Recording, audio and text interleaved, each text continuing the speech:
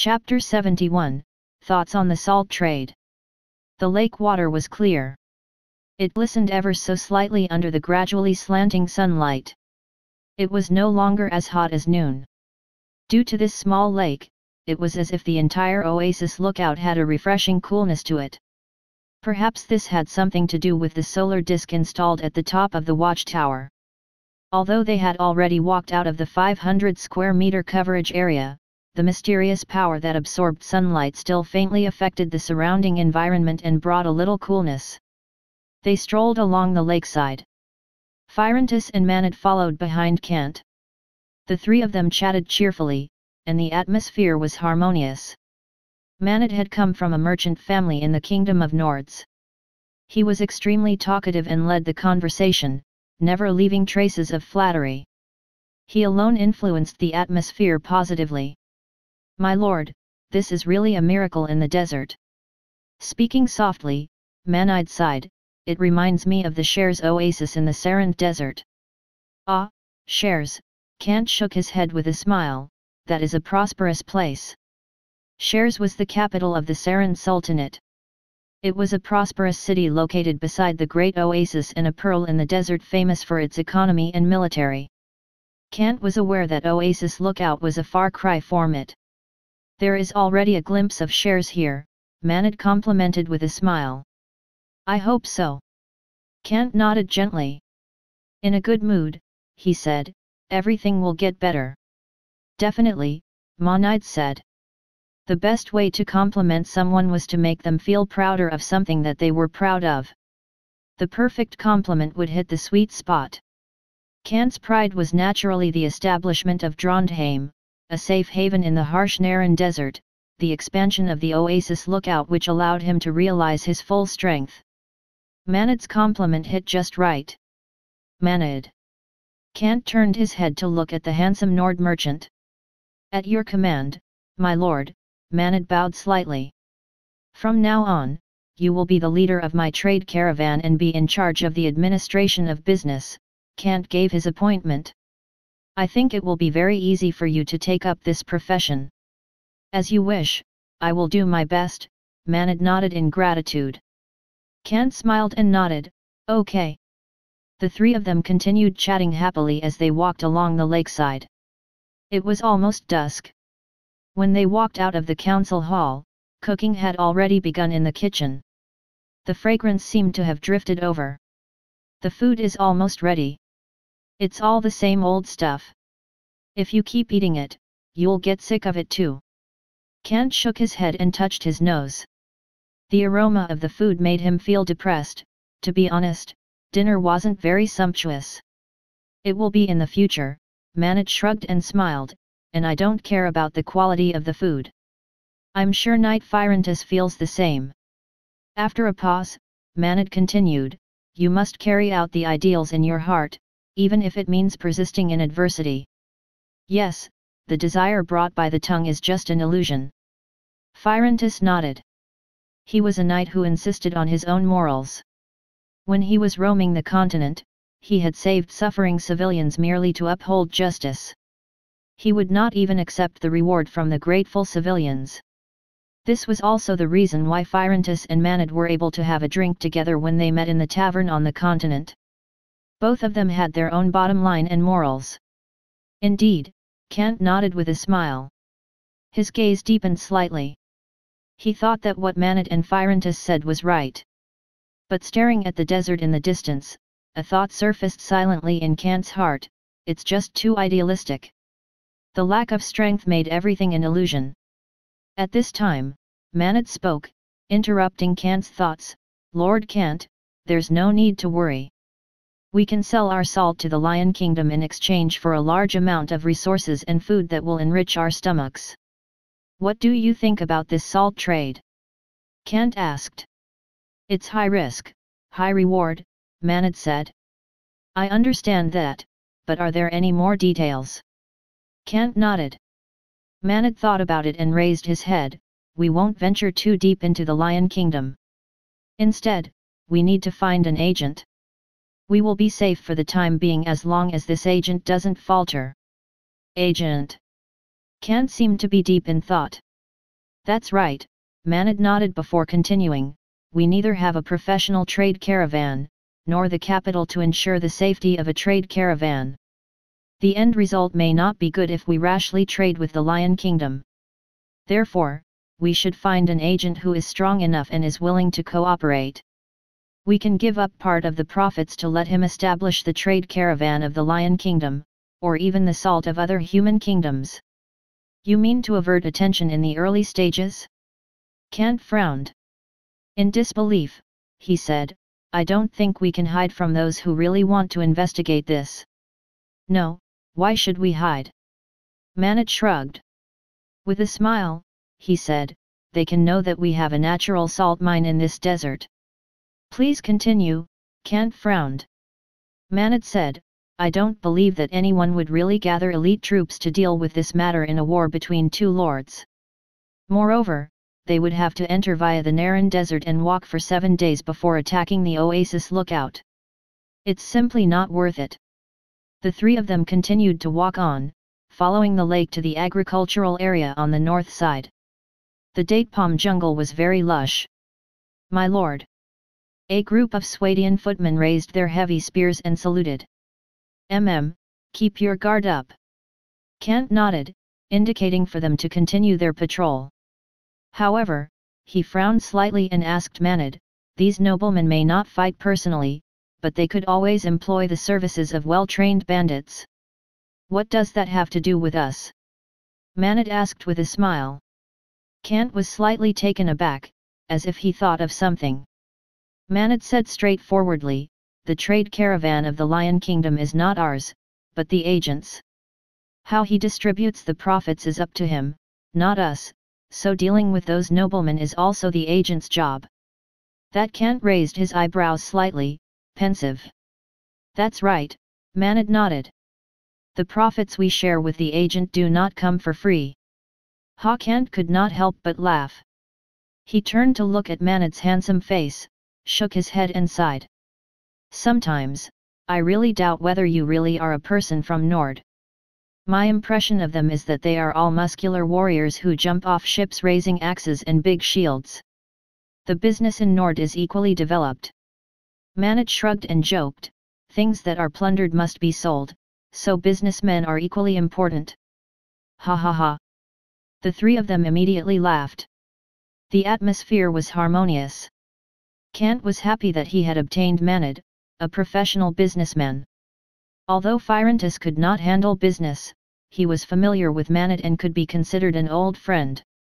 They returned along the east side of the spring. On the flat training ground, there were already Swadian heavy cavalry training slowly. Some of them held spears and war hammers, sparring with the footmen to hone their skills and impart experience.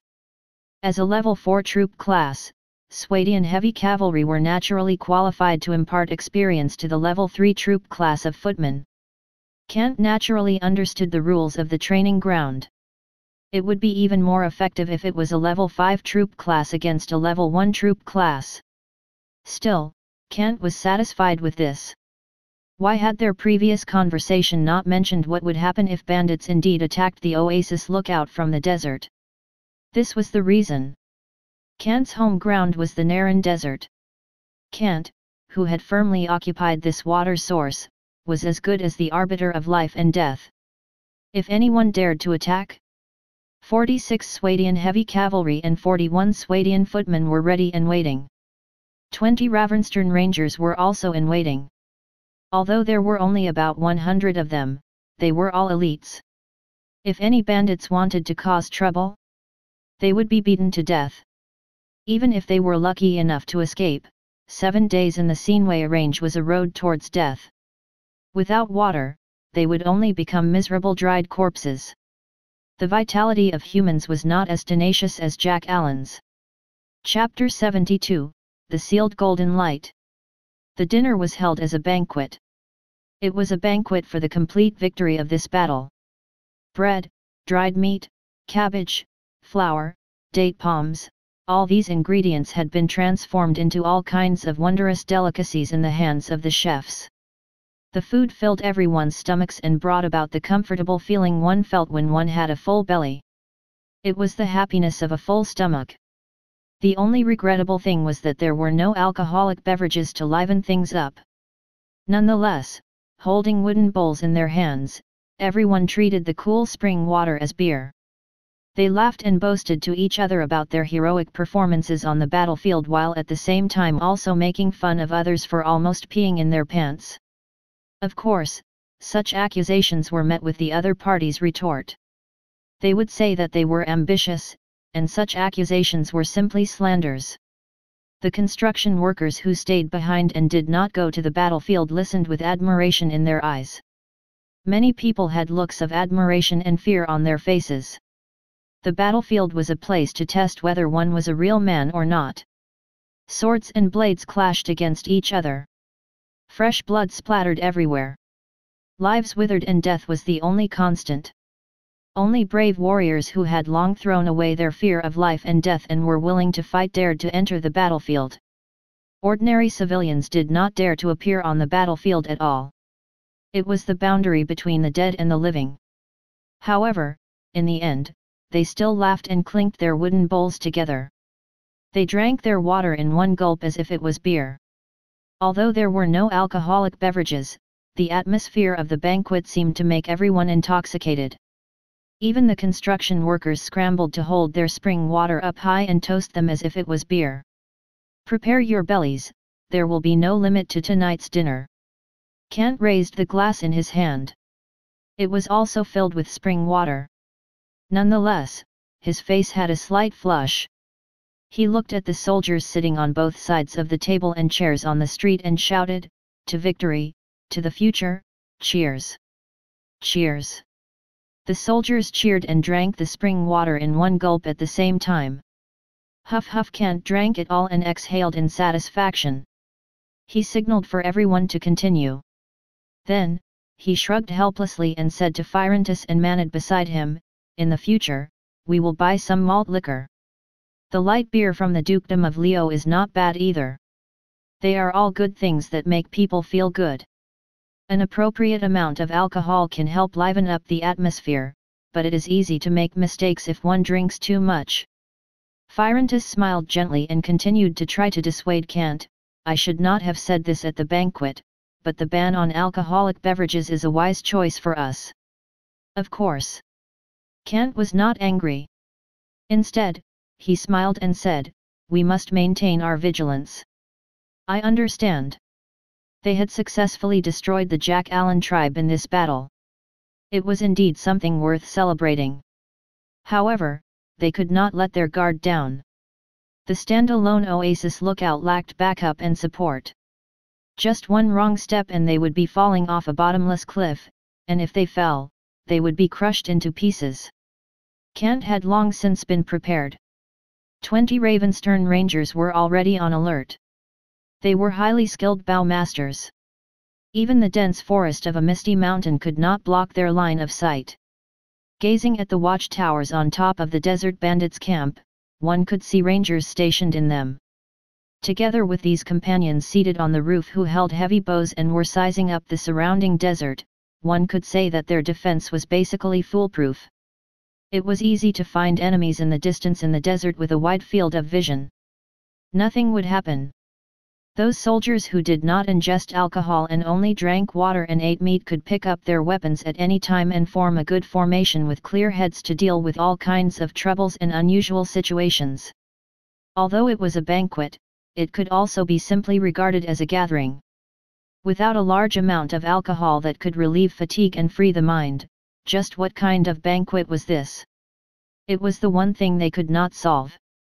However, replacing wine and beer with water and then letting everyone talk to and tease each other made the banquet just as successful. After experiencing a cruel battle, this sort of gathering could solve many psychological problems. Unrestrained laughing, singing, boasting, and teasing each other helped dissolve the pent-up tension and anxiety in one's heart. The banquet continued all the way until late at night. Buckets of spring water were all emptied. This also caused the smell of urine to permeate the barley fields and areas around the date palm trees. There were no toilets in the current Oasis lookout. Everything was only stored in wooden buckets before being poured into the barley fields and date palm trees as artificial fertilizer. It was something one would consider as waste utilization. Stars shone brightly in the Milky Way. The moonlight was also bright. After the banquet ended, the sober soldiers helped to put away the remaining food on the long table. It was shameful to waste food. The sentries on duty began to change shifts. The Ravenstern Rangers also walked down from the watchtower, the sentry tower, and the roof of the house. Replacing them were the energetic Swadian footmen. After eating and drinking their fill, their spirits were high. It was time for them to rest late at night. The following day was the start of a new week. At the same time, it was also the last week of the month. Council Hall. Manet's room was already tidied up. When Kant saw that there were no problems, he nodded to Phirontis and Manet. He went to the room on the second floor and fell asleep. At the top of the watchtower. The mysterious runes on the sun disk installed horizontally on top of the watchtower were emanating some sort of golden light. It corresponded to the moon in the sky from a distance. The golden light flowed, and even the seriously worn-out runes radiated a sort of golden light as if they were gold-colored symbols. Then, within a range of 500 meters, a warmth that belonged to the day slowly appeared. The cold was dispelled. It was the special effect of the sun disk, regulating the temperature. In truth, the disk would absorb the sun's heat during the day while releasing the sun's temperature at night so that it would not be too hot or too cold. At the very least, Kant and the others in the council hall slept very comfortably. Even the two Swadian heavy cavalrymen who carried their warmers while standing in front of the council hall felt a little uncomfortable. They wondered if they wore too many pieces of clothes under their chain mail, and now they actually starting to feel the heat. However, no one noticed that the golden light radiating from the sun disk at the top of the watchtower was getting more and more intense. It was as if it was going to break through the sun disk before soaring into the sky. If the golden sun disk could be erected, the light could probably be used as a searchlight. However, none of this happened. Every time condensed golden light appeared on the sun disk, a large number of data streams would appear on it. The golden light exploded. Then, the data streams began to converge. It just happened to stop the beam of golden light bursting into the sky, just like a dam intercepting and stopping a flood. This dam was actually also fighting back forcefully. The data streams became more and more intense, and finally, the stream of data managed to forcefully push the golden light back into the golden symbol. Even the data streams were infused into it, completely sealing off the golden light. The moon was bright. The stars were bright. Everything was the same as usual. Except for the depths of the Naran desert. It was a cruel and brutal environment where no vegetation grew. No living creature or life could live in it. Even the most tenacious jackallans were exhausted every time they passed through this place. Half their lives would be lost every time before they were able to pass through this devil's land in the middle of the desert. It was because the sunlight in that area was even more intense. The blazing sunlight in the area was the same as noon at other locations from noon all the way until dusk. The deeper they went, the closer they got to the center, the hotter the sun became. According to the categorization of the jackallans, the center of the Devil's Land was the center of the Naran Desert. They usually walked along the edges of the area, bypassing the hottest locations. It would take them 20 days to pass through it. In fact, it took less than 10 days for the jackallans to go from the kingdom of Greymane to the edge of the Devil's Land. They only had to spend so much time because they needed to bypass that brutal area, and it was what caused the Naran Desert to become a difficult obstacle. And now, at the center of the Devil's Land, fine grains of sand formed thick layers of sand, covering everything that had once been. Only a vast ocean of sand remained. However, a faint golden light seemed to be rising through the layer of sand. It seemed to want to connect to something in the sky. However, in the end, it shrunk back in vain as nothing could be found. Chapter 73, Migrating Sand Gazelles. Kant was awoken by the sound of someone shouting. His head was heavy with slumber still. There was the sound of a palm beating urgently on the wooden door, and it was mixed with a rough voice. Kant stepped out into the corridor outside the room. "My lord, wake up quickly. Stop knocking." There was anger still lingering from being awoken so abruptly. Kant forced himself to suppress it and said helplessly, "You'll pay with dinar if you break the door." Kant lifted the wool blanket and quickly put on his clothes. He opened the door and looked at the embarrassed and excited infantry outside. He could not help but shake his head and said, "What happened? Did the enemy attack?" "No, we found a herd of sand gazelles." The Swadian footman gulped and quickly reported, "They are migrating near us." "What?" Kant had an incredulous expression. He looked at the footman, unable to think straight after a night's sleep. He could not help but blurt out, "You said that there are sand gazelles migrating near us?" "Yes, my lord." The light footman nodded resolutely. Kant rubbed his face. "Is it April Fool's Day now? I don't remember there being such a festival in Karadia." But he walked down the stairs anyway. After all, seeing is believing. One only needed to take a look to see if there were any sand gazelles migrating near the Oasis lookout. "My lord, good morning." "Good morning, Lord Kent." In the council hall, Swadian cavalry wearing chain armor were standing guard. Kent nodded. "Good morning." As he walked out of the council hall, there was no bustling crowd outside the street. Instead, at the western end of the street, many people were gathering at the sugar workshop. Swadian heavy cavalry, Swadian footmen, Sarandian horsemen, and the Ravenstern Rangers were all blocking the street.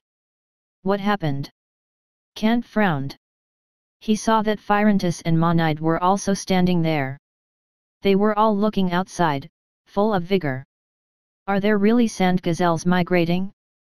How can there be such creatures migrating in this damned place? Kant was helpless. His curiosity was piqued and he quickly walked over. The Naran Desert did not have the rich vegetation resources of the Sinwaya Range, nor did it have the streams and water pools that were commonly seen in the Sinwaya Range. It was not a place where creatures like the sand gazelles lived. Sand gazelles. Despite their name, it was not like they could really live in the desert. They could only adapt very slightly to the desert environment. Rather, compared to other creatures, they had evolved their own way of living in the desert. "Lord Kent, you're here."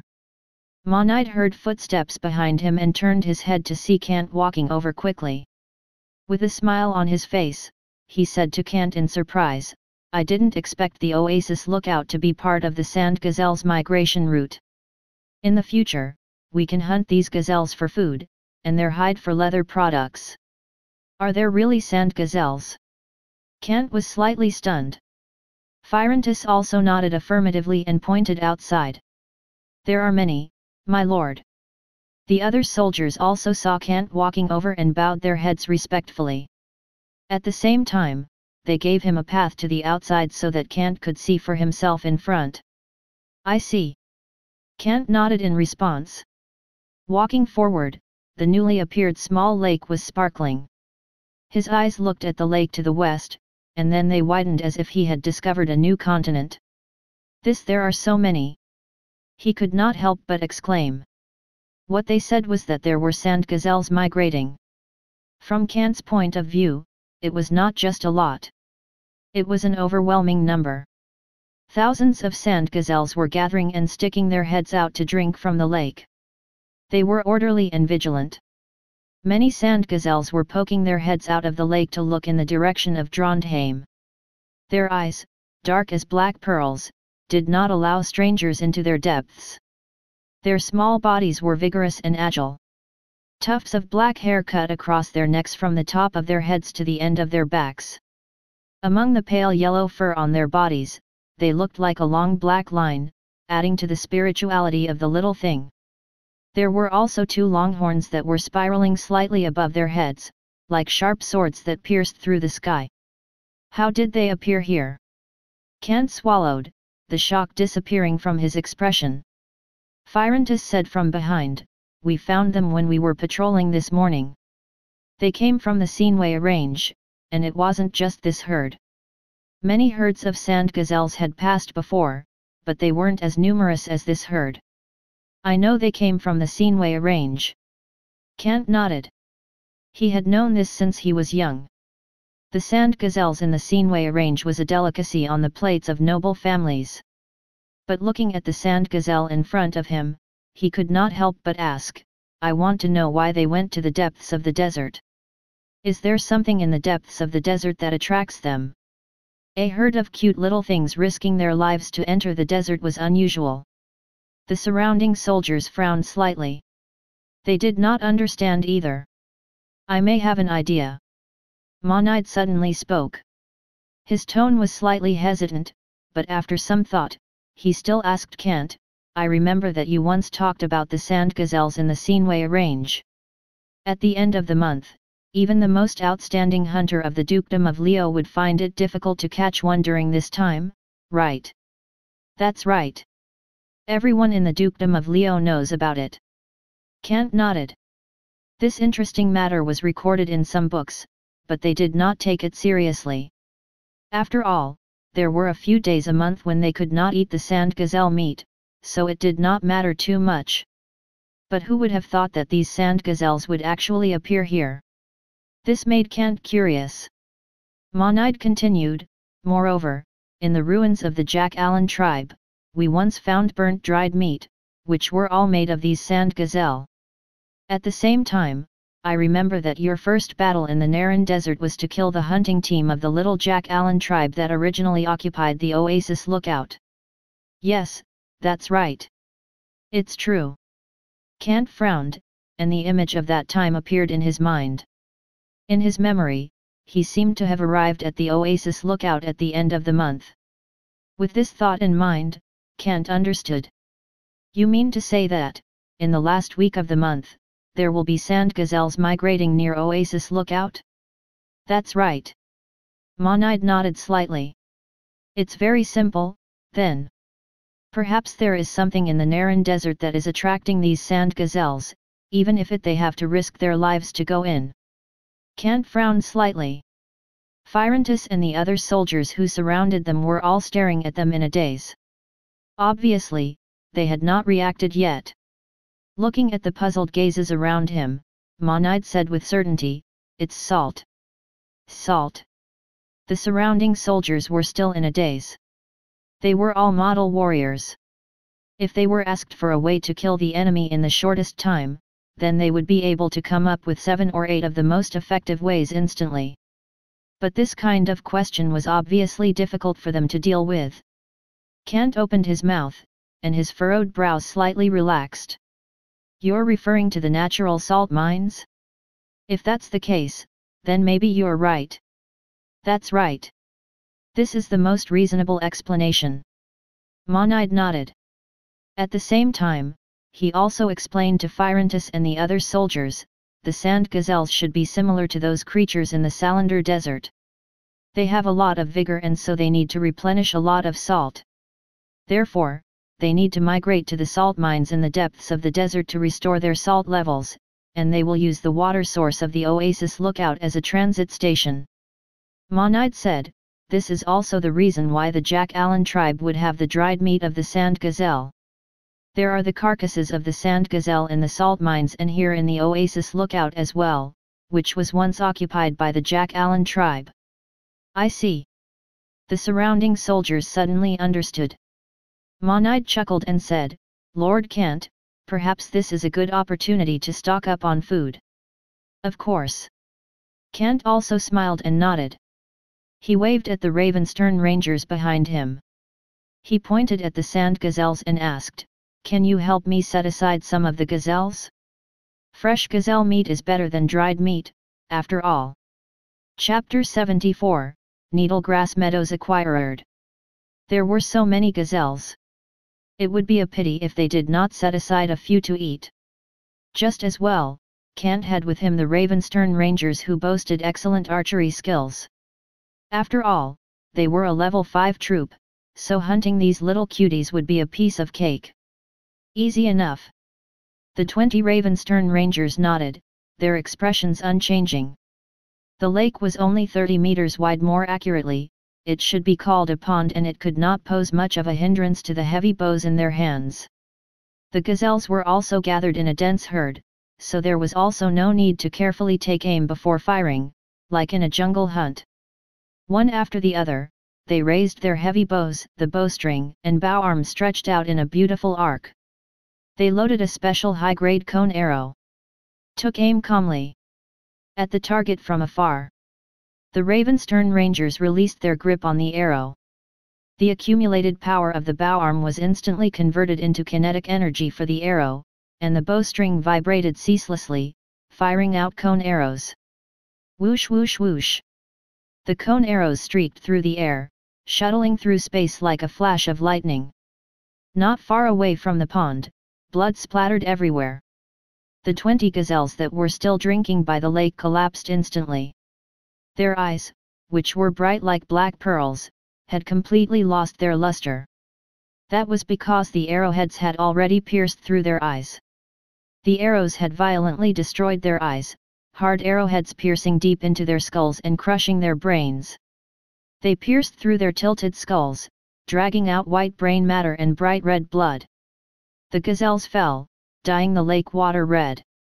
All of this happened in a single moment. The other gazelles barely had time to react. What had happened? Baa. Only a few of the surrounding gazelles moved aside.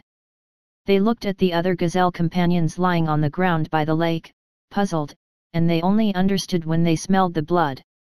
The bleats tore their throats as they jumped and ran, and all of them scattered into the depths of the desert. These small creatures were extremely vigilant creatures. It was instinct to escape. "My lord, it's settled." The Ravenstern Ranger put away his heavy bow. There was a calm look on his face. This was par for the course to them. It was just a hunt, and there was nothing to be proud of. However, Kant smiled and nodded. "Thank you for your hard work." At the same time, he turned his head and instructed the other soldiers behind him, "Round up the gazelles quickly. I think we'll be able to have roasted sheep by noon." "Yes, sir."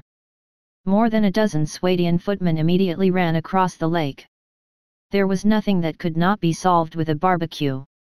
Even if there were, sprinkling some spices would do the trick. And if there were no spices, salt would do. This was a delicacy from a non-modern era. It was crispy on the outside and tender on the inside, and one would have their mouth full of oily, roasted mutton. It could be served as the main dish for a national banquet. As long as it was dipped in white salt, it would be enough to satisfy one's appetite, even without spices. Kant, who had eaten enough air-dried meat, could not stop himself from this fresh red meat. The soldiers were also delighted. They shared Kant's sentiments. Even if there was no roasted mutton, the taste of simply stewing mutton was equally splendid. Especially fresh meat soup. Add a bit of chopped cabbage and date palms, and then add some flour after boiling for a period of time, to form a thick soup. Paired with bread, it tasted far better than air-dried meat made into a thick soup. The dialogue box appeared again on their retina. Ding! A side quest has appeared. Side quest, hunt 50 gazelles. Reward, 1 acre of needlegrass meadow. Brief, how can you refuse such food this mouth-watering when you lack red meat? This is a good time to hunt. If you can hunt 50 gazelles, then there will be a bountiful reward waiting for you. Kant was stunned as he took in the sudden mission that had appeared on his retina. Hunt 50 sand gazelles. He repeated the quest and reward, 1 acre of needlegrass meadow. Subconsciously, he redirected his stunned gaze to the gazelles that were fleeing in the distance. It was only then that Kant realized those little guys had already drunk enough water and continued to move towards the depths of the desert. In a moment, the thousands of gazelles disappeared among the dunes in the vast sea of sand. This Kant felt a little helpless. But before he could say anything, the Swadian footman on guard duty on the watchtower behind him waved at the ground and shouted, "Heads up, there's another batch of gazelles." Kant raised his eyebrows and waved his hand without hesitation. He said, "I need you to set aside 50 gazelles." "Understood, my lord." The 20 Ravenstern Rangers behind him still looked calm.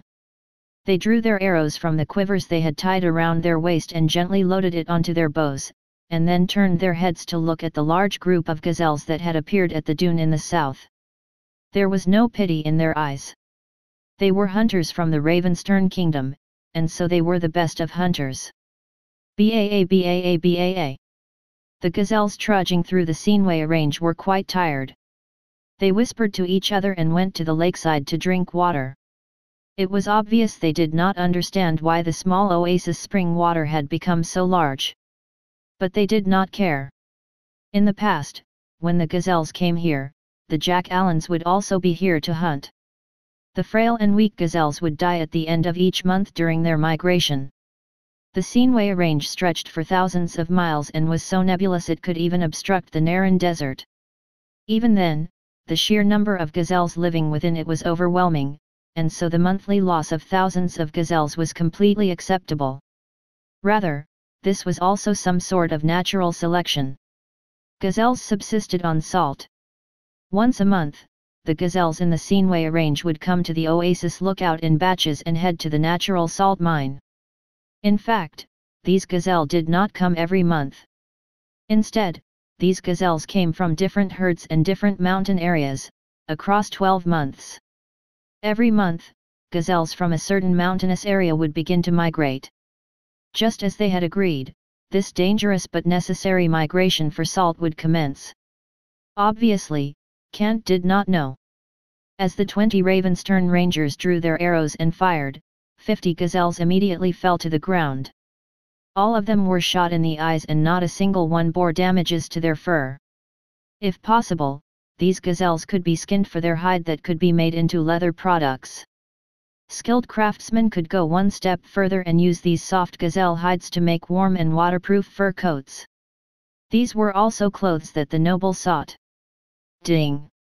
After your unflagging efforts, the hunt has been completed. Sudden mission, gazelle hunt has been completed. Reward acquired, 1 acre of needlegrass meadow. Brief, there is nothing like fresh red meat to reward soldiers. When you obtain these needlegrass meadows, you must know that they are also the best green fodder for livestock. Remember to reward your war horses as well. Perhaps you'll be able to raise some other livestock.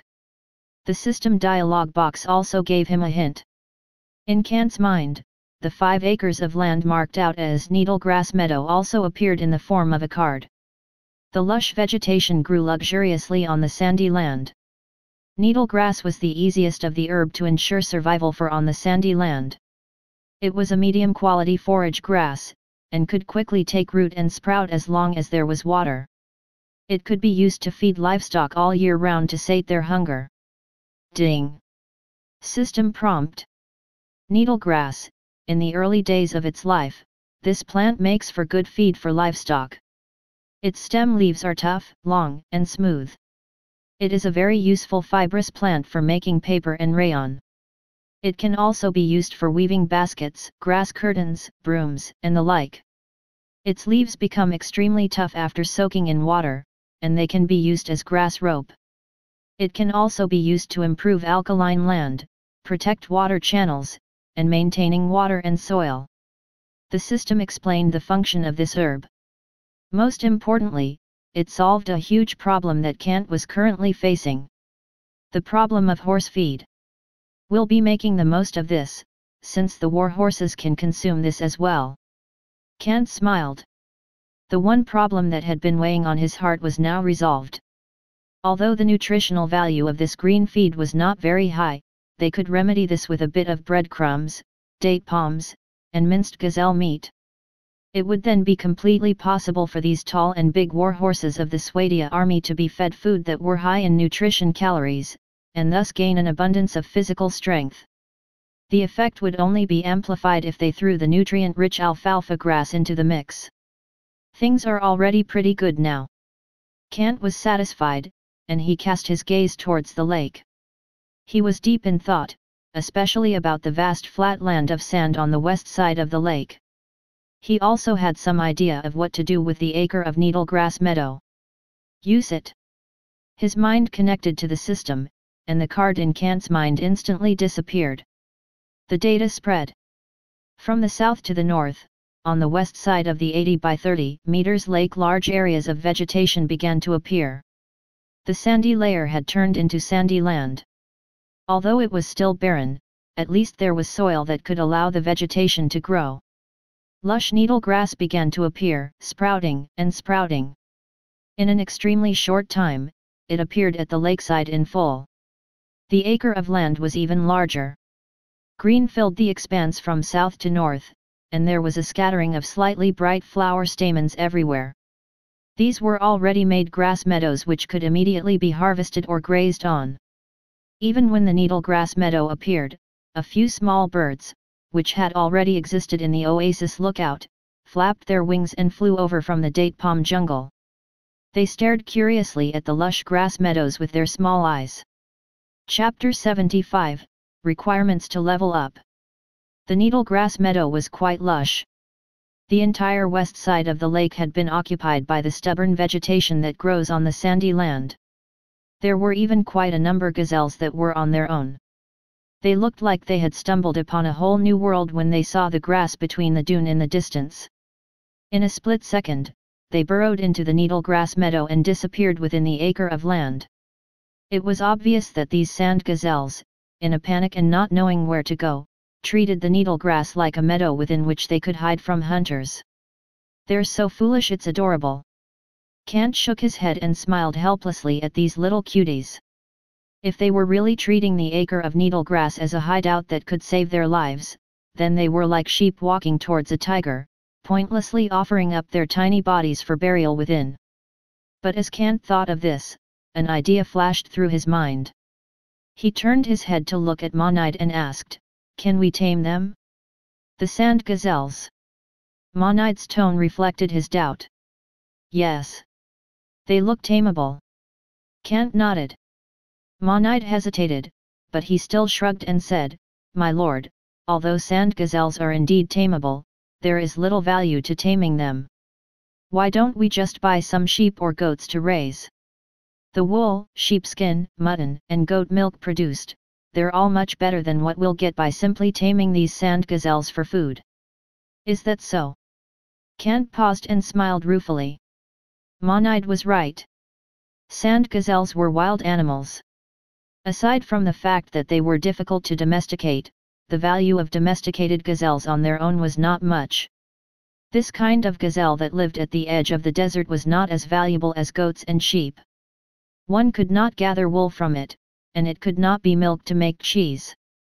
Unless it was killed for meat or for its hide, either of which would be of a little value.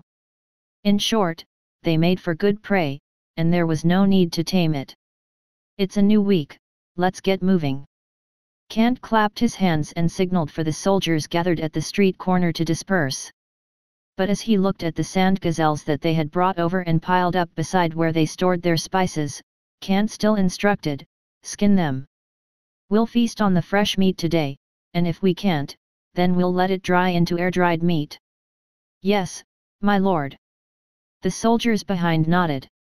The soldiers surrounding the street dispersed and continued with their own matters, allowing Trondheim to resume its work. At the dune, another batch of sand gazelles arrived. However, it was a relatively small batch this time. There were only about 500 of them, which could be considered a small herd of gazelles. Kant did not order the hunt either. Right now, Trondheim had no lack of food. In total, there were only about 100 people. Even if there was an unlimited supply of food, they could eat until they were full every meal. The bread, dried meat, flour, and other reserve foods that they currently had could feed them for a month.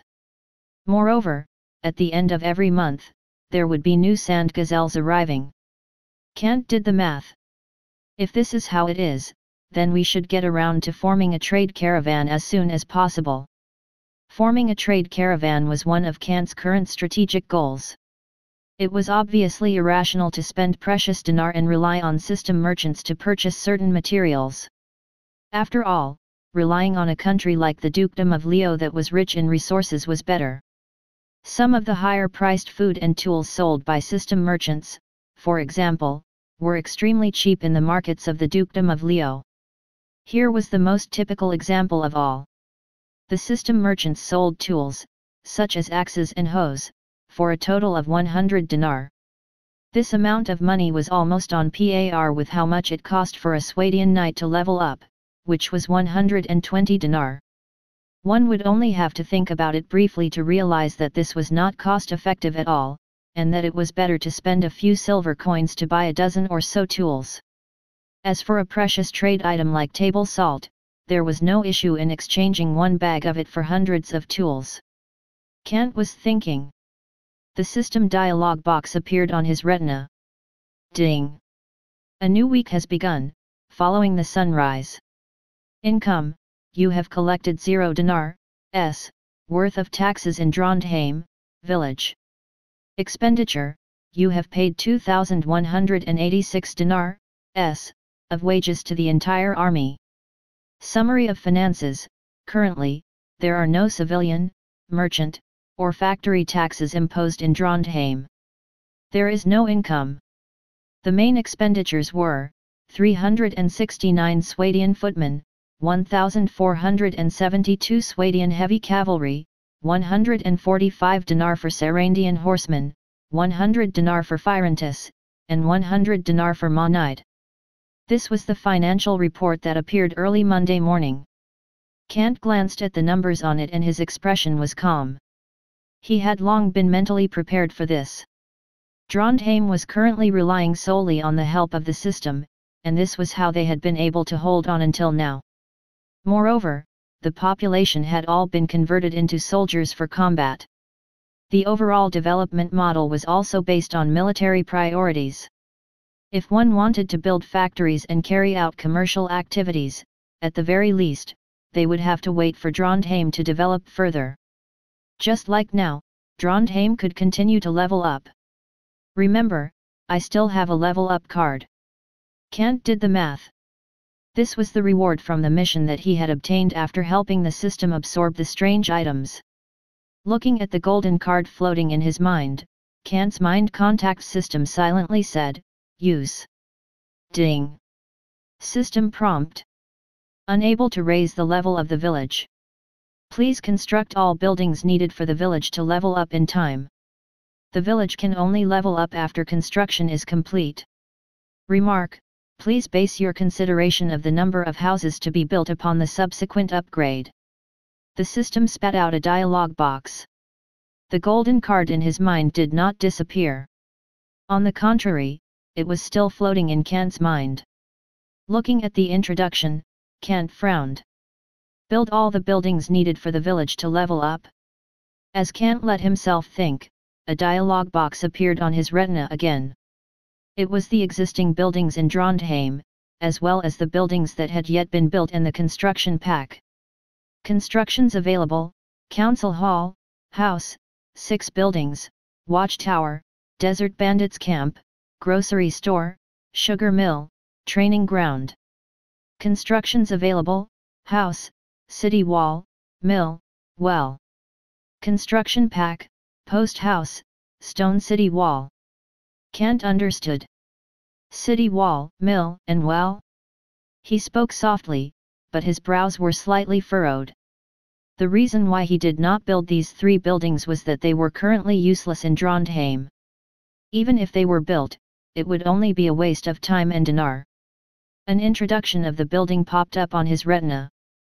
Mill, agricultural building. It can be divided into wind and hydraulic power. It can grind barley and other grains to produce flour. Construction takes 14 days, at a cost of 200 dinar. City wall, military building. Stones are piled up into half a meter and then surround the village. The purpose is to prevent poultry from running into the wild, not to defend against the enemy. Construction takes 7 days, at a cost of 100 dinar. Well, a civilian building built by digging the ground. There needs to be a water vein underground, otherwise the dug well will not produce water. Construction takes 7 days, at a cost of 100 dinar. Kant was still helpless. His wheat field had not been harvested yet, so it was useless to build a mill so early. The half-meter-high city wall could only stop the livestock from running into the wild. As for the well, Kant currently had spring water and lake water. This thing was practically useless, and he would only be wasting his energy if he constructed it. Were they a village situated amidst the area ravaged by the tribe of Jack Allens, Kant might have been able to build a well. But in the Oasis lookout, one would have to be exceedingly naive to build a well in an area with abundant water. Hang on, but Kant was slightly stunned. His mind was wandering as he looked at the post house of the construction pack. He suddenly had a bold idea. The post house was the transit station between the Oasis lookout and the Seenway range. If the table salt trade started, Kant planned to build a post house midway in a range for some soldiers and peasant to be stationed there to provide some services for the trade caravan between the two places. This included fresh water and accommodation. Kant's previous idea was to use a water sack to transport the water, but now it seemed that it did not need to be so troublesome. System: build a post house. Can we build a well next to it? Kant's thought communication system inquired. Yes. The system's answer was still straightforward. As long as there is a water vein underground, we can build a well. Okay. Kant nodded his head lightly, his eyes twinkling. If that was the case, then the well was not that useless. If it was well matched with the post house, it could definitely become the next village gathering point. It was also, to a certain extent, Kant's bridgehead to the Dukedom of Leo, an observation outpost. Chapter 76, Preparation before leaving. In order to bring the village to a higher level, Kant would not hesitate. At present, only 3 more buildings were needed for the system upgrade. They could be built with only 400 dinars. It was not expensive, but Kant was worried about the construction time. The construction of the mill required 200 dinars and took 14 days. The construction of the city wall required 100 dinars and took 7 days. The construction of the well required 100 dinars and took 7 days. If his calculation was right, 28 days would be wasted, and that's almost a month. Although it was much faster than real construction, Kant could not wait. Kant intended to put the table salt trade, which could bring huge profit, on the agenda before the end of the last week of this month. It would be best if the candidate for the sales agent could be confirmed so that the trade could start directly. The other trade between the Oasis lookout and the Lion Kingdom would also be opened after the table salt trade. This had a huge impact on development. That was why Kant was not happy about the 28 days, and he wouldn't allow it. System: is there any way to quickly build a building? Kant's thought contacted the system. If he did not understand anything, he would just ask. The system would give the most reasonable explanation for this kind of question regarding the system. Soon, the system replied. 100 reputation points can reduce construction time by 1 day. The system also offered another method: many buildings can be built at the same time. For each additional building, an additional 100 dinars will be charged as the cost of labor. Hey? Kant was stunned. Of course, he knew the method of using reputation points to build. Wasting the hard-earned reputation points to reduce the construction time was obviously not cost-effective at all. After all, he had worked so hard, but his reputation points were only a little over 1,000 now, and that was only enough to reduce the construction time by 10 days. What he found heart-stirring was the second method given by the system. Construct more buildings at the same time. Kant muttered to himself, so, for every additional building, an additional 100 dinars of labor cost is charged? That's right, the system quickly replied. Oh! Kant raised his eyebrows. The corners of his mouth curled up into a smile as he scanned how much dinars he had in his mind. His heart swelled with pride. It's no big deal. Reward: 10,000 dinars for completing the main quest. Reward: 5,000 dinars for completing the special quest. In addition to the 1,000 dinars he previously had, Kant's savings had soared to 16,000 dinars. Even though he had spent 2,186 dinars on military expenses this morning, he still had 10,000 plus dinars left. 3 buildings with an additional 100 dinars? That'd only cost 700 dinars in total. It was really a piece of cake. Build the buildings. Kant communicated with the system in his mind.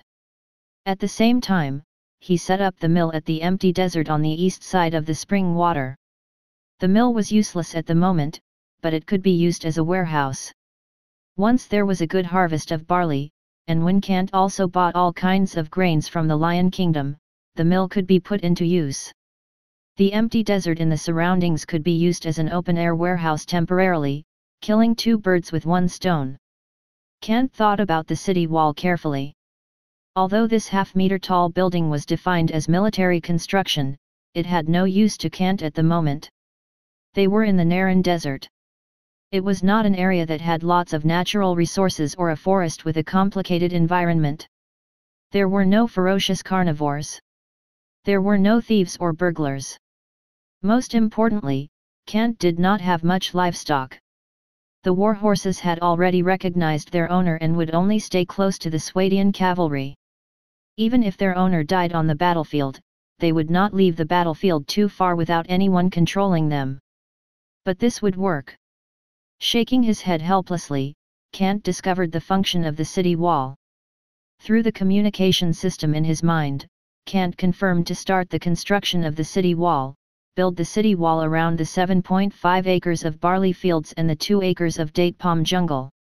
I don't want those desert gazelle that would appear nearby at any time to enter. Building the mill costs 200 dinars. It will take 14 days. Construction of the city wall costs 100 dinars. It will take 7 days. Due to the simultaneous construction of multiple buildings, you will need to pay an additional 200 dinars. Dialog boxes appeared on Kant's retina. Confirmed. Kant frowned but did not mind. He looked at the construction time for the mill. 14 days were equal to 2 weeks. The construction time made him hesitate for a moment, but he still made up his mind and said, I will spend 700 reputation points to reduce the construction time of the mill by 7 days.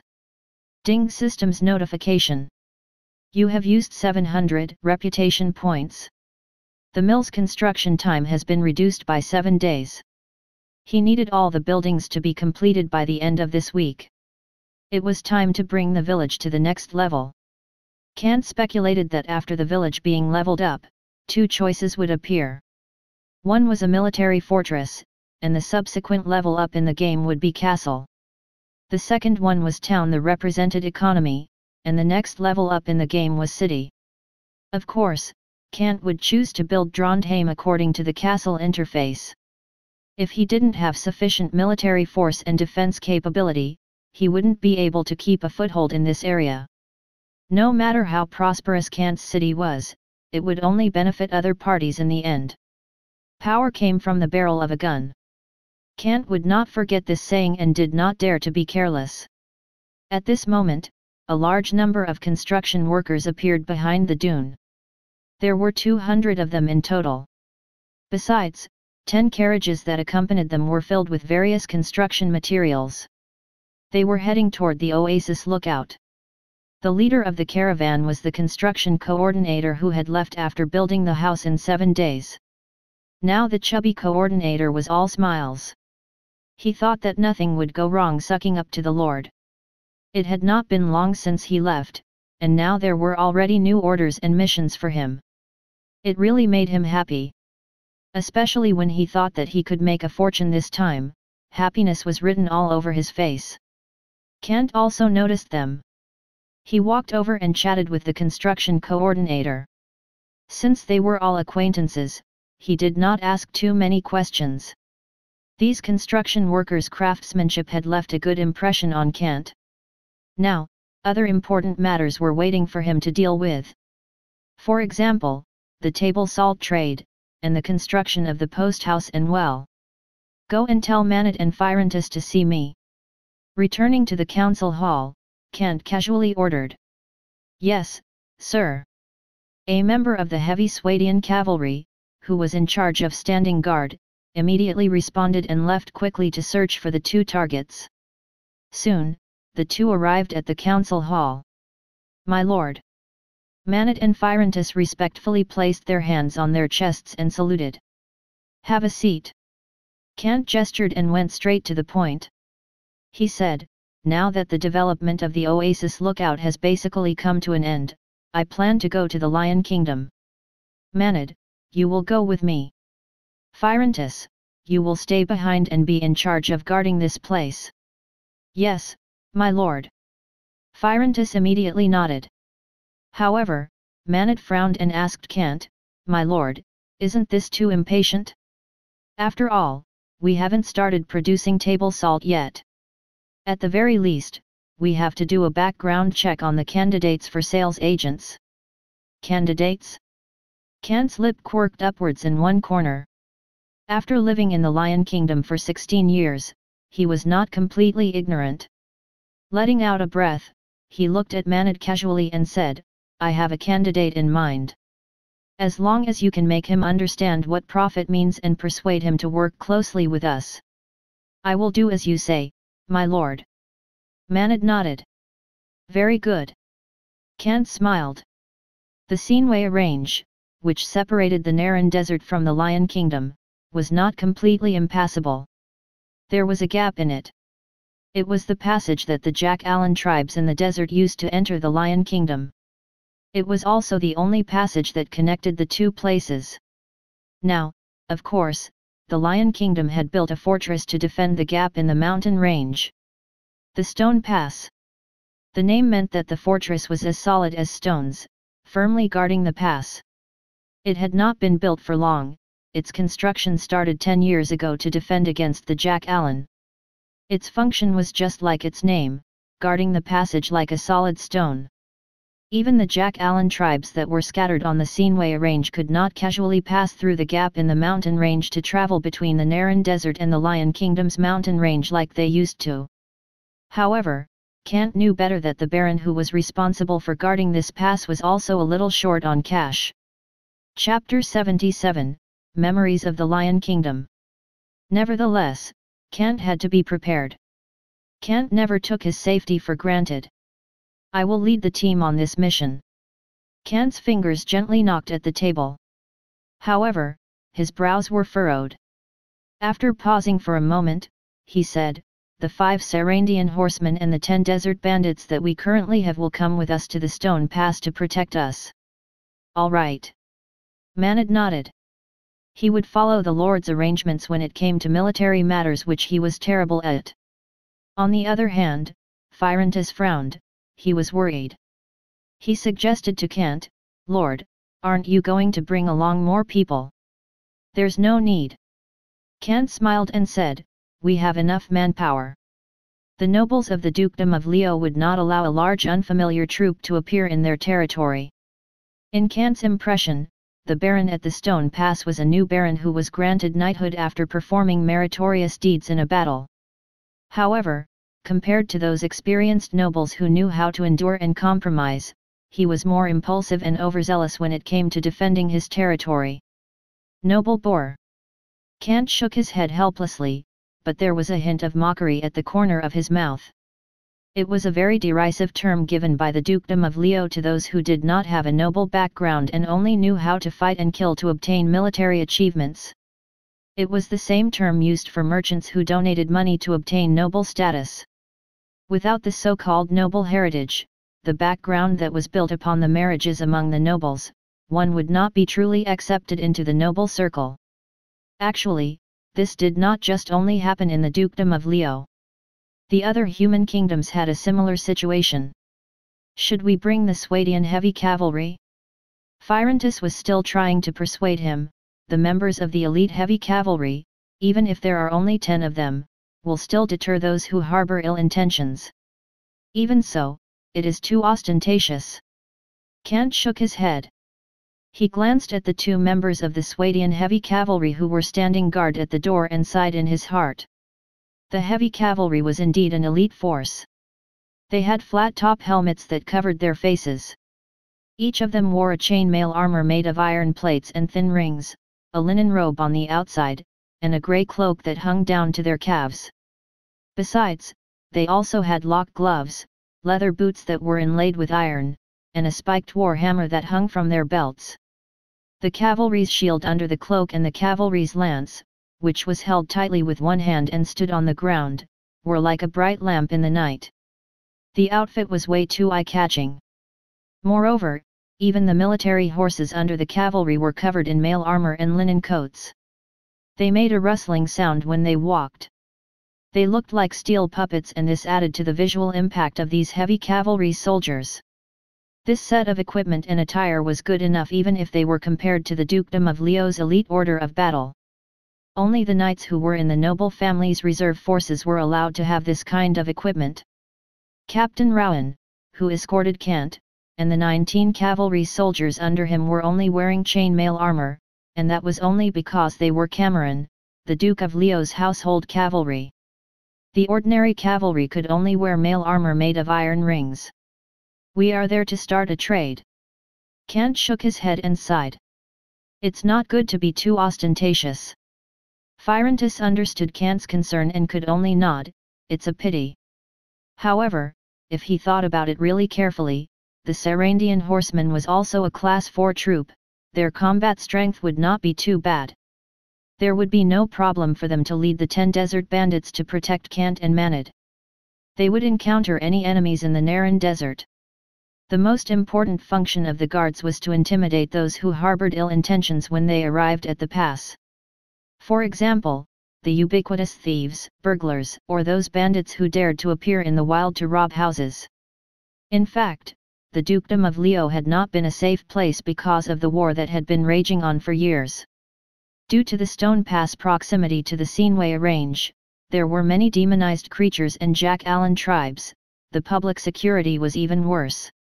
Even in the villages under their jurisdiction, the farmers sometimes robbed too. When they had jobs and farm work to do, they were well-behaved peasants.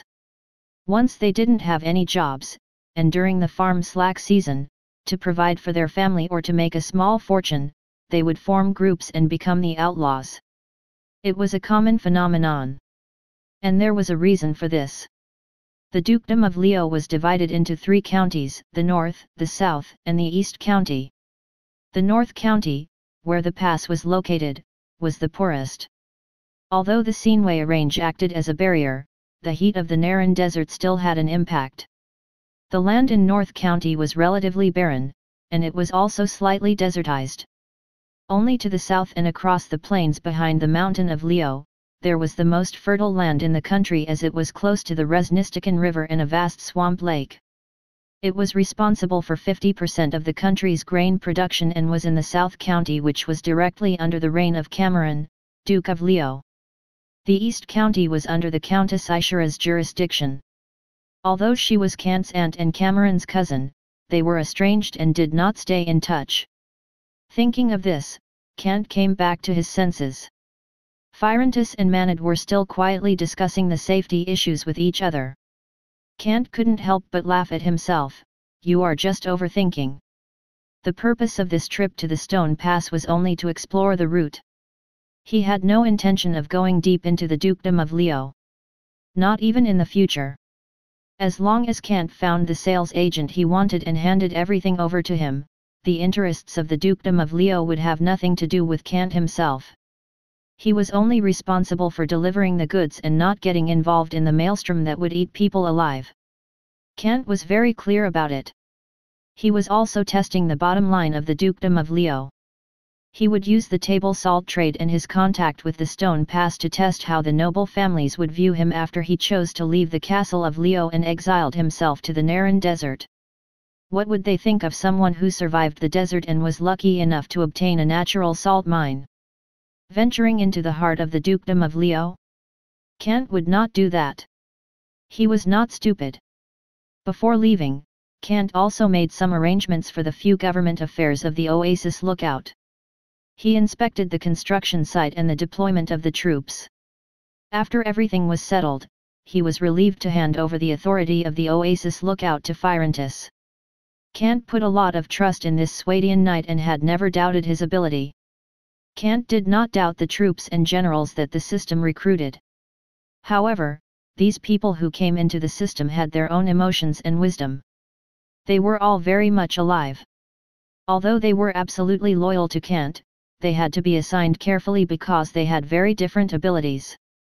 For example, if a careless person was given an important position of a night sentry, if a weak and incompetent soldier was assigned to be the vanguard in a war which was the most important position, if two people who had conflicts and secretly hated each other would be assigned to work together on a mission, it would be a wonder if they didn't fail to fulfill their duties. The game had already clearly illustrated this issue. It was just like if two generals, who didn't have the same personalities or didn't like each other, were forced to work together, within a few days, one of them would choose to leave the team. This was Kant's worry. Fortunately, the soldiers he had now were all leveled up through blood and fire, and they were all cold and strong warriors. Phyrontis and Manad were also friends with similar personalities. Kant was thus relieved. Since there was nothing to do in the afternoon, Kant spent 300 dinars to recruit 10 desert bandits in the desert bandits camp, this week's quota. At the same time, he assigned 5 higher-level Sarandian horsemen to lead them to familiarize themselves with the environment. And the reward, 10 uni-humped camels, were also materialized by Kant. These camels were the main force of the table salt trade in the future. They would also contribute to supplying raw materials to the Oasis lookout. They were the most important means of transportation to bring the raw coarse salt from the salt mine in the Naran Desert and the charcoal from the Sinway range under the hot temperature. The camels were given the title, the boat of the desert, for a reason. Everything was ready. They would take off the next day. Chapter 78, Another Journey in the Desert. The next day, at dawn, Kant had finished his breakfast and packed his luggage. He walked to the street corner. Manad was waiting for him. 5 Sarandian horsemen wearing chainmail armor and linen robes were also waiting, followed by 10 desert bandits who were wearing leather armor and holding spears. However, their rebellious appearance was constrained by the Sarandian horsemen. That was the difference between soldiers and bandits. Although the desert bandits were fearless, they were still inferior to the well-equipped and skilled Sarandian horsemen. Both of them were light cavalry, but they had completely different roles. The role of the desert bandits was to disrupt the enemy's infantry formation or to attack the enemy's supply line with their desert horses' high mobility and their short javelins. Their goal was to cause a psychological blow to the enemy instead of fighting head-on. The thin leather armor on their bodies was not enough to protect them during the violent close-quarter fighting after charging. The Sarandian horsemen were the main attacking force. They were able to completely destruct the enemy's formation. Although they were no match to the Swadian heavy cavalry, they were still very powerful. "Looks like you guys are all ready," Kant said while looking at them and nodding with satisfaction. "Then let's set off as soon as possible." "Understood," Manad and the others replied. "Have a safe journey, my lord." Phyrontis and the soldiers in the Oasis lookout who did not have important guard duty came to bid farewell to Kant. Even the 200 construction workers were reluctant to part with him. Kant was, after all, the lord of the Oasis lookout. He was a majestic existence in their hearts. "All right then." Kant waved his hand and urged his horse forward with a spur. Manad also cracked his whip and followed. The 5 Sarandian horsemen and the 10 desert bandits followed them at a relaxed pace. They were vigilant, they scanned through the surrounding dune and were constantly on the lookout for any abnormalities. As guards, they were much more serious than Rowan and his men who were in charge of escorting Kant. The horses' hoofs clattered. A Sarandian horseman led the way. These desert clansmen were very experienced in dealing with the Naran Desert. They were moving forward along the edge of the dune at a very fast speed. "This is the feeling." Kant tightened the hood on his head. The scorching sun made him sweat profusely, especially since it was almost noon. However, this reminded Kant of the pain he had suffered when he first left the Stone Pass and came to the Naran Desert. Thinking about the foundation he had built in the Oasis lookout, all sorts of feelings surfaced in his mind at that moment. It was very difficult to start up a business, not to mention a business in the desert. It was like walking in the fire. "My lord, it's almost noon. Let's get to the back of a dune and rest for a while." The Sarandian horseman who was leading the way held his Sarandian horse and slowed down beside Kant. Looking at the endless sea of sand in front of him, he advised, "We cannot only focus on the speed when marching in the desert." "I understand." Kant nodded. He instinctively licked his dry lips and said, "I'll listen to you. Set up a tent and rest." "Yes, sir." The Sarandian horseman, who was leading the way, let out a sigh of relief. He continued urging his horse forward to look for a suitable spot. Soon, they found a slightly larger dune. They came to the back of the dune and dismounted. They quickly spread out the tents they took out from their bags and used a spear to prop them up. They dug a cool sand pit and a temporary camp was formed. Marching in the desert was not only about speed and distance. They had to also ensure that they had enough physical strength and stayed hydrated. Those who did not know these things had long become dried corpses in the desert. They were buried miserably in the sand and would not see the sun ever again. Perhaps when the sandstorm hit, the dune would move and they would be exposed again. They consumed some fresh water under the tents. They also ate some bread, dried meat, and date palm for lunch. After resting for 2 hours and waiting for the day to become less hot, Kant led the team and carried on with their journey. According to the plan, they had to reach the stone pass in 3 days. They were traveling with a cavalry, their speed was naturally fast. If there were infantrymen and the accompanying supply carriage in their team, it would take 7 days. Kant and his men continued to quickly move forward under the scorching sun. Especially as the sun was setting, the heat from the sun was slowly reducing. They were like fish swimming in the water. Dusk was approaching. The sky was about to turn dark. The horses that had been trekking in the desert for the entire afternoon were also snorting, and their eyes revealed that they were tired. "Rest for 2 hours." Kant let out a breath and raised his hand as a signal for his men to stop. "Let the horses rest as well." His team members behind him stopped one after another. Manad, who was born and raised in a merchant family, was lying on the horse's back and slowly got down.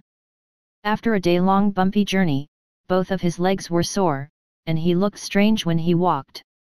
"Are you all right?" Kant asked. He valued his business partner very much. Manad gave him a wry smile. "I'm all right. It'll be fine once you are used to it." Kant nodded and said thoughtfully, "At night, put something soft on the saddle." "Thank you." Manad sighed. "I hope it won't delay things." In reality, if a person who was not good at horseback riding rode on a military horse that was bumpy on a long journey, his whole body would probably fall apart. Even the inner part of his thighs would be bruised, and he would not be able to walk at all. Manad was a businessman. He did not have the horse riding skills that Phyrantus had as a result of the training that had begun since he was a kid. He was even worse than Kant, the second son of a nobleman. After all, Kant had to learn sword skills, riding skills, and etiquette. Although the scholar who taught him did not take him too seriously because he was the second son, he was still much better than Manad, a pure businessman. Well, when Manad first arrived at the lookout oasis, he was riding a docile pack horse. The men set up tents, ate dinner, and rested. They then continued their journey. Although it was cold at night in the Naran desert, it was not totally unbearable. It was much better than the scorching heat during the day. At the very least, if they wrapped themselves up in warm clothing, they were able to withstand the cold breeze.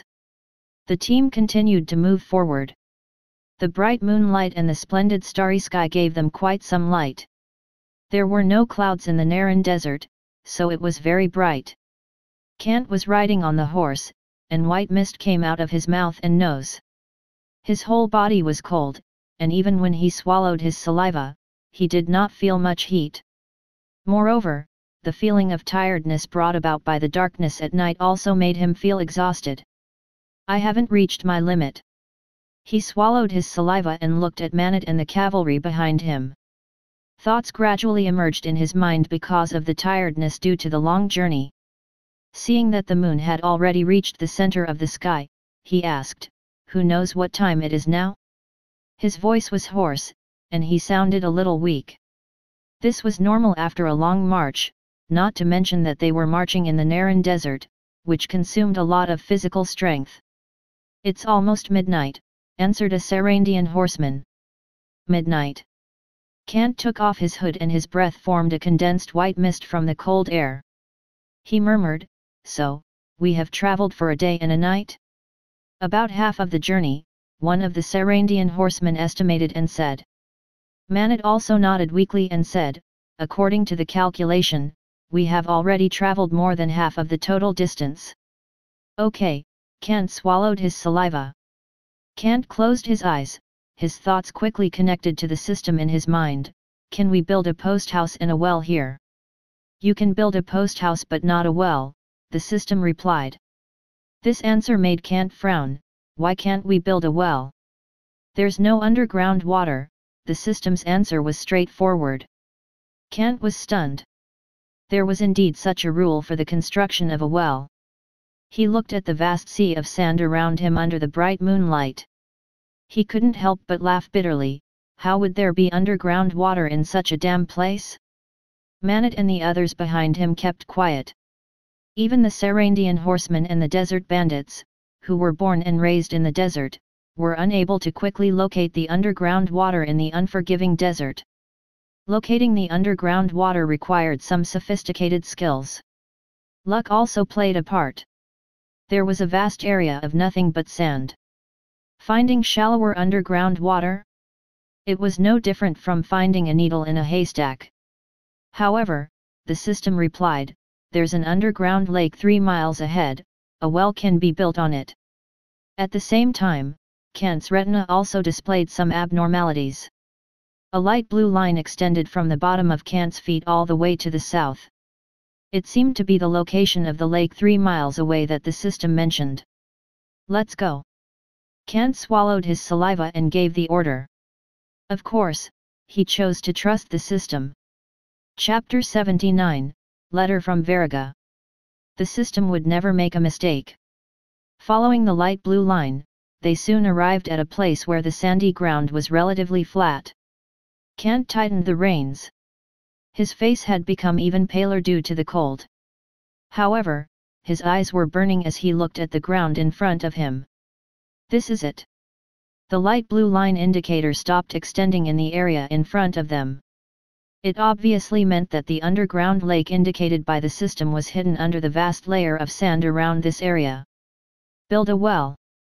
Kant's thoughts connected to the system in his mind. This time, the system did not decline his request. Instead, a dialog box popped up. Ding system prompt. Well construction, 100 dinar and 7 days required for construction. Since multiple buildings are being constructed at the same time, an additional 100 dinar is needed. The sound of metal coins clanging appeared. Another 200 dinar were subtracted in Kant's mind. On the flat sand layer, at the location where Kant's impression of where the well was supposed to be built, lime powder appeared out of thin air as if someone had spread out lines and formed a circle of half a meter out of nowhere. Kant's expression was calm. Of course, he knew that the half-meter circle would become a well in 7 days. His heart had slightly eased. Originally, Kant was worried that if he built a post house and set up a well here, some troops from the Dukedom of Leo would come over with ulterior motives. Then, they would use the water here to invade the Oasis lookout. Now, he could see that the scale of the well was much smaller when compared to the Jack Allen tribe. A diameter of half a meter would not be able to sustain the water needs of many people. It could only be used as a resting place during journeys.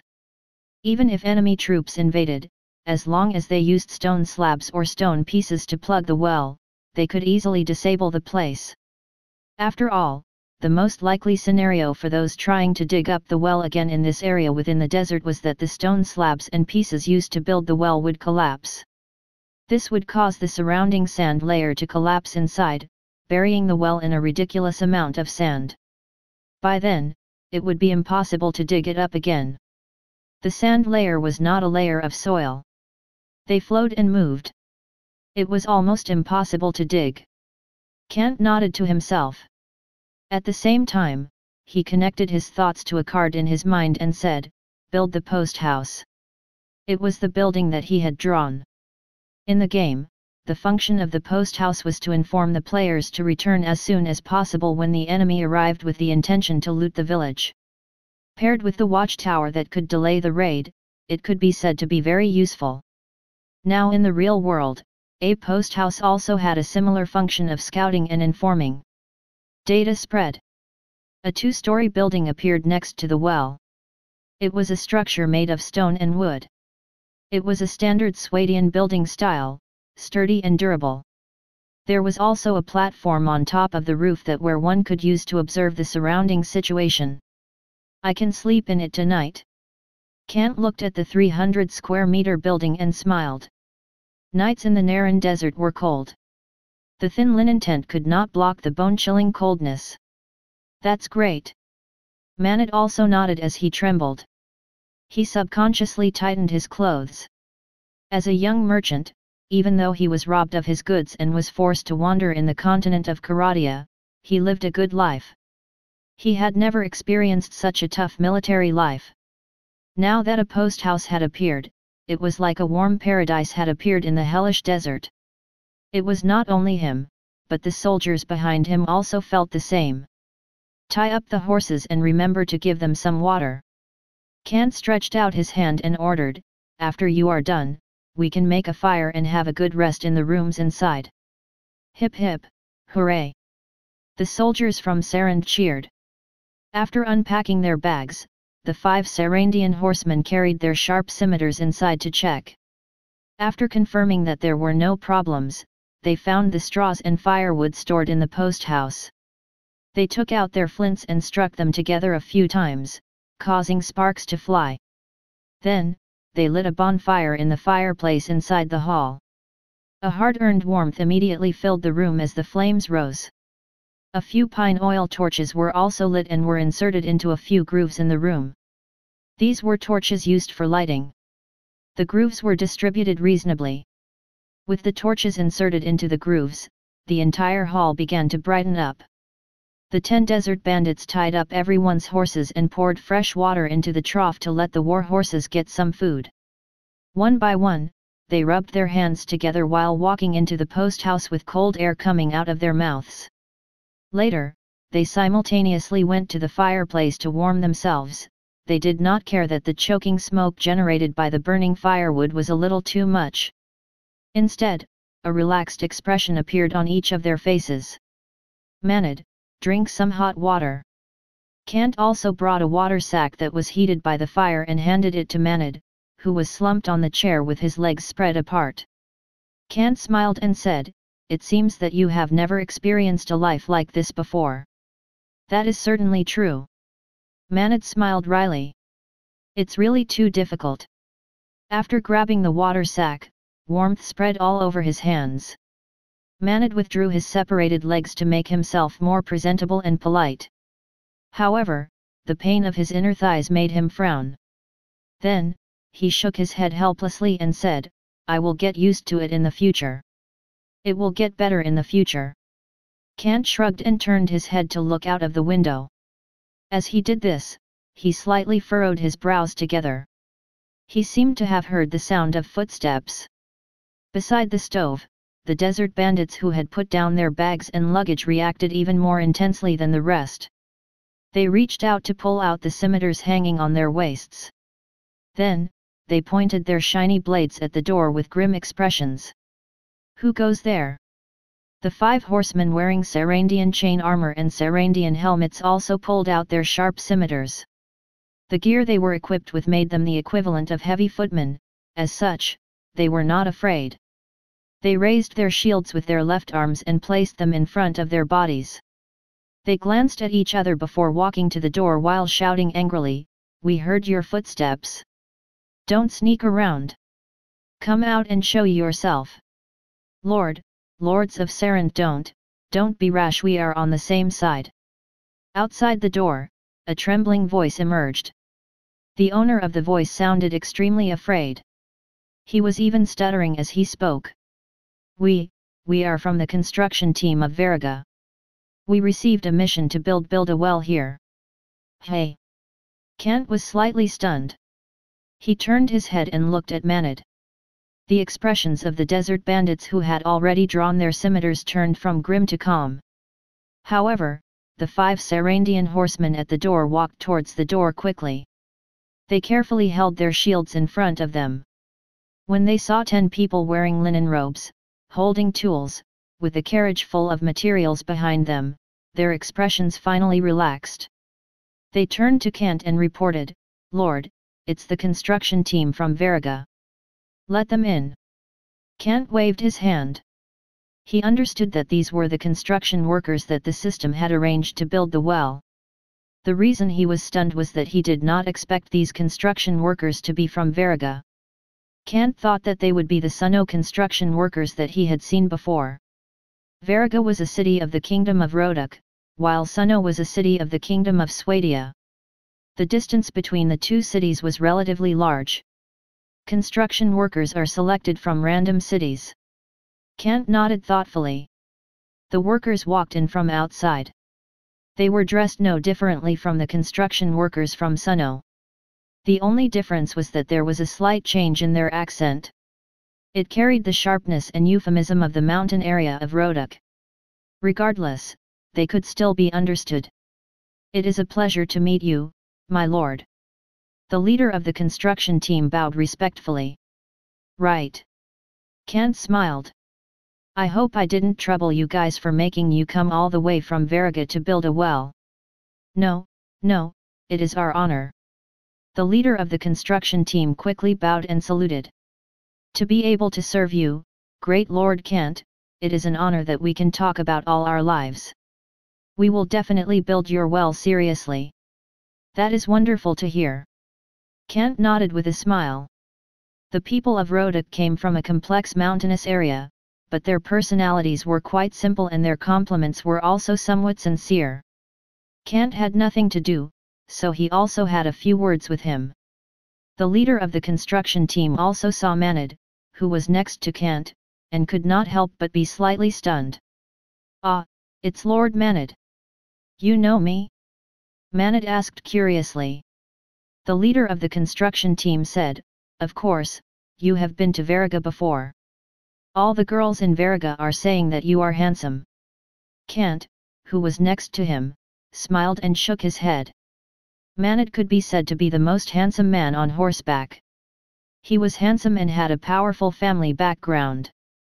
Although he was left to wander the lands, no one could say when he would take off again. So naturally, he was popular with girls. With regard to this, Manad turned his head around in embarrassment. "Is that so? I always thought that the people of Veruga were very passionate." Then, the leader of the construction team suddenly thought of something. He took out a letter from his pocket and handed it to Kant on the table. Then, he said respectfully, "Lord Kant, through the construction workers, Sir Firentus' father found out that his son, Sir Firentus, was working for you. Therefore, he entrusted me, who had come here, to pass this letter to you. I hope you can pass it on to Sir Knight Firentus." Chapter 80, Arriving at the Stone Pass. The foreman's expression was sincere. Kant, on the other hand, was slightly stunned. He did not understand why Firentus' father did not go through the construction workers from Sunno, but instead went in such a roundabout way to ask the construction workers from Veruga of the Kingdom of Roduk, to submit a family letter. This was undoubtedly unnecessary. However, on his retina, the system's dialog box suddenly popped up. Ding, side quest issued. Side quest, Firentus family letter. Quest reward, troops recruitment doubled, permanent. Introduction, family ties are indelible emotions. When the wandering child continues looking for redemption, the old father whose hair had grown grey longs for the child who had made a mistake to return to his side. A side quest appeared. Kant first scanned the introduction and could not help but sigh. So, it is like that, hey. It was just as the introduction described. It was a grey-haired elderly father longing for his child who had made a mistake. He understood the plot, and he also understood the story of Phyrantus. The originally radiant eldest son, whom an elderly father adored and entrusted the most, had accidentally killed his own brother because of a promiscuous socialite. He felt immense pain after he regained his senses. After that, he chose to exile himself in search of redemption. However, as an old man and the father of the two brothers, was he not feeling more pain and sorrow in his heart? To Phyrantus, he had lost a younger brother. To his father, he had lost two sons. The estrangement they felt diluted as time passed. The old noble had entered his old age. He constantly worried about his son who had made a mistake. He hoped that his son would return to his side, to inherit the family, and start his life anew. I will pass this letter to Phyrantus. Kant opened his mouth and spoke. At the same time, he picked up the thin family letter and placed it on his chest. Thank you for your help, Lord. The foreman immediately bowed. After all, a commoner like him asking Kant, a noble, to pass a letter was the equivalent of being disrespectful. If he were to encounter a stubborn old man with a bad temper, it was absolutely possible that the soldiers beside him would have to drag him out and whip him a few times. It's fine. Kant waved his hand. Turning his head to look out of the window, Kant found that it was already deep into the night. The light of the stars and the moon sprinkled down as if adding a thin layer of silk on the world. Everyone, rest. Kant stood up and walked towards the second floor. Manet and the 5 Sarandian horsemen followed. They were all sleeping on the second floor. After all, it was a post house, and it could occasionally be used as an inn. There were 3 rooms on the second floor. If one were to tidy the place up, it would become 3 large bunks. Not to mention them, even if the 10 desert bandits were to be included, they would still be able to sleep well. But for safety reasons, the 10 desert bandits were better off staying on the first floor. The soldiers had no objections to the arrangement, while the construction workers would not dare to make any objections even if they had any. They brought blankets from Veruga, and they could make beds easily by laying them on the floor. Moreover, there was a fireplace in the living room. The burning wood emitted enough heat and made it much better than sleeping in the sand pit. On the second floor, Kant had his own room. After saying good night to Manet and the 5 Sarandian horsemen, he closed the door and lay on the wooden bed. He did not take off his clothes. Kant reached out and touched the letter in his arms. His expression was a little gloomy and uncertain. Although he agreed to it firmly in front of many people, he was a little hesitant.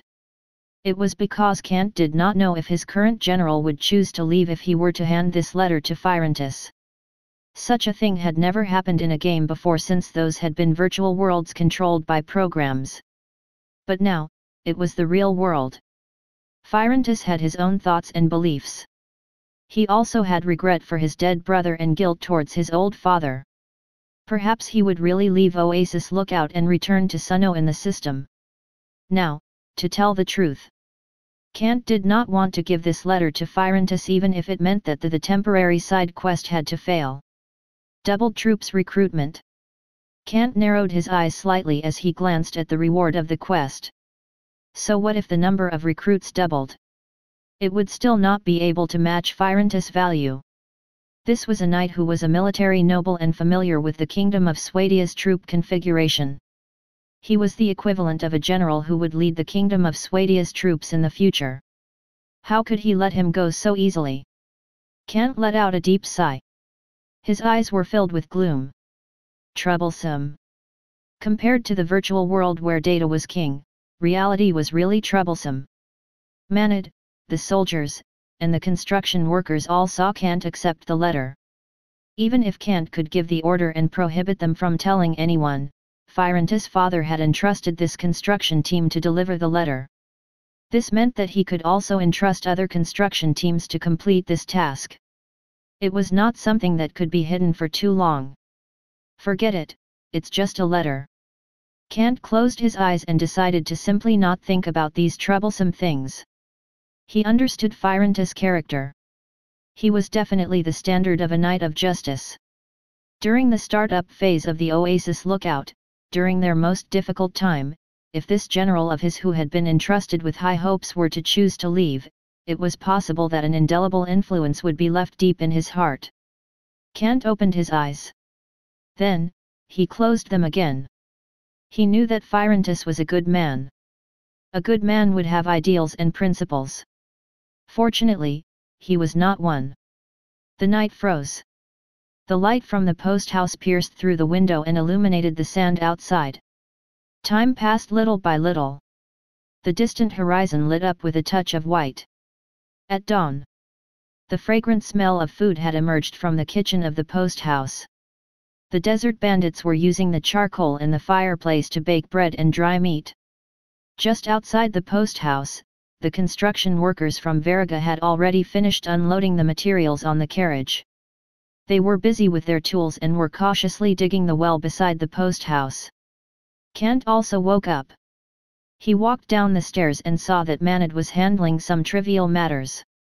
After chatting for a while, he asked the Sarandian horsemen and the desert bandits to head over and have breakfast together.